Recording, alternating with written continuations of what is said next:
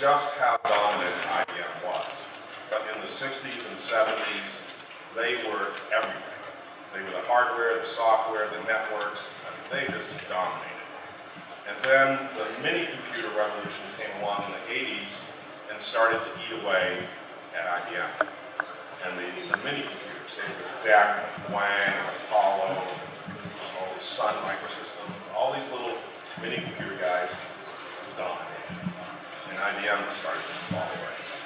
In the 90s, it was Dell and Microsoft. The first PCs happened around 1982, 1983, but they really started to take over and dominate in the 90s. And it was massive. That's when we had this shift from the mainframe to client server. And in that platform shift, there were lots of companies, lots of startups that emerged that took over and really, really did well. Dell and Microsoft are two, but there are many others. In 2000, the web started to take over. And the web, again, took over everything. Client server became old hat, and now everything moved to the web. Another major platform. And in 2010, it's now mobile. Everything is going mobile. Now, the real mobile revolution started around 2007, but 2010 and beyond is where it's starting to dominate. So this is a chart that Mary Meeker from, she was at Morgan Stanley at the time that she did this. She's now at Klein Perkins. But this is a chart that she put together about platform shifts and how every time there's a shift, it's about 10 to 15 years apart and getting shorter. There are 10 times as many devices. So if you look back in the 60s, the mainframes, when they were dominating, there was about 1 million mainframes. 10 years later, when you go to the mini computers, the Digital and Sun and Apollo, 10 million units, 10 times as many. When you move to PCs, over 100 million, way over. So again, that 10 times shift every time. In the 2000s, when we went to the internet, the web, cell phones, all that kind of stuff, over 1 billion units. And now we're in the mobile era. And that will be more than 10 billion. It's staggering to think how many devices are going to be out there. For the first time in the fourth quarter of 2011, PC sales were less than smartphone sales. More smartphones were sold in the fourth quarter of 2011 than PCs. That was the first time. And now it's going to explode and go even faster. So this chart is about 9 months old. The numbers are even bigger now. This shows you the start in the year 2000. It shows you 11 years of history, well, and then 4 or 5 years of projections. These projections were made 9 months ago. They're already way out of date. The curve of smartphone adoption is much steeper than they predicted just 9 months ago. So it's a huge, huge opportunity. Android alone is activating 1 million devices every day. Every day. And last quarter, according to IDC, Google doesn't say too much about these numbers. So this is an IDC number. Over 100 million activations in Q2, 53% market share.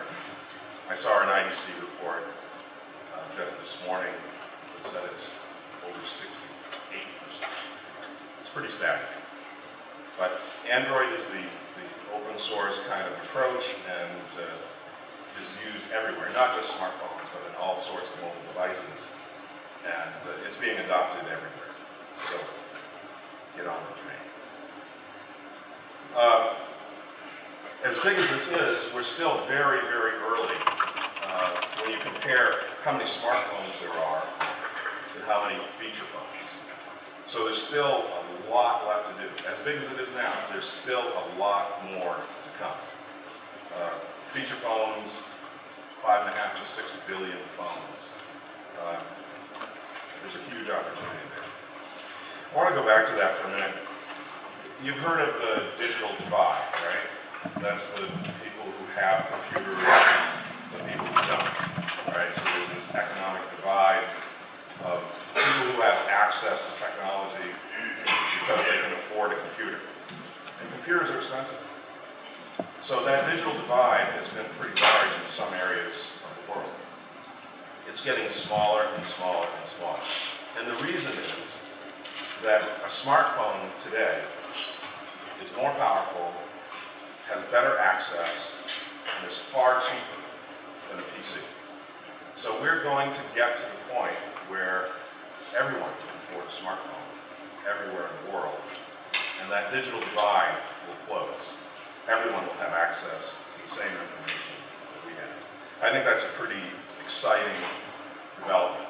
We've been working on this for 20 years, and we're getting to the point now where there will be no digital divide. Everyone will have the access that we have. This is another sort of projection that compares smartphone sales to feature phone sales. Again, 9 months ago, and this is already out of date by quite a bit. The steep for this curve for smartphones is much steeper than is shown here.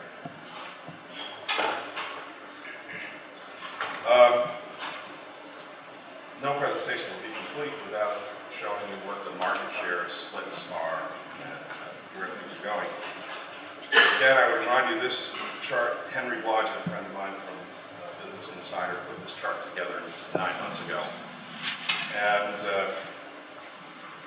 it's pretty instructive because it shows that Android and iOS together have about, in this case, this was 9 months ago, about 70% of the market. Today, it's more like 85%.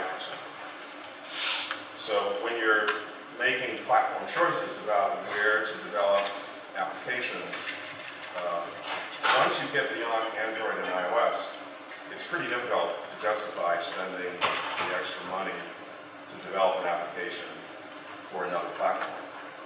Typically, it costs end users, not developers, but companies who are buying applications.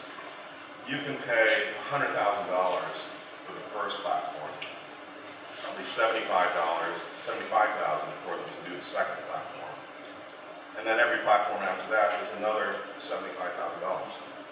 So how many companies are going to spend $75,000 per platform for those extra platforms that have 3 to 5% market share? It's going to be tough. Before coming to Google, I worked at Microsoft.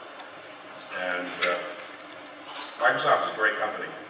I had a great time. But in mobile, they're in a world of hurt. And it's going to be very, very difficult for them to come back, even with Windows Phone 7 and 8, which is a pretty good operating system. The market share numbers are so small that it's going to be hard for developers to justify developing for that or BlackBerry or any other operating system. So my job got a whole lot easier when I was at Google. Now here's another way to look at this. When you look at advertising dollars versus time spent on a medium, analysts tend to look at that to see, okay, so where are the ad dollars going and where is the audience going, and is that in equilibrium? TV is pretty obvious that the viewing time and the advertising spend is about the same. Print is way out of line. Print still gets way more advertising dollars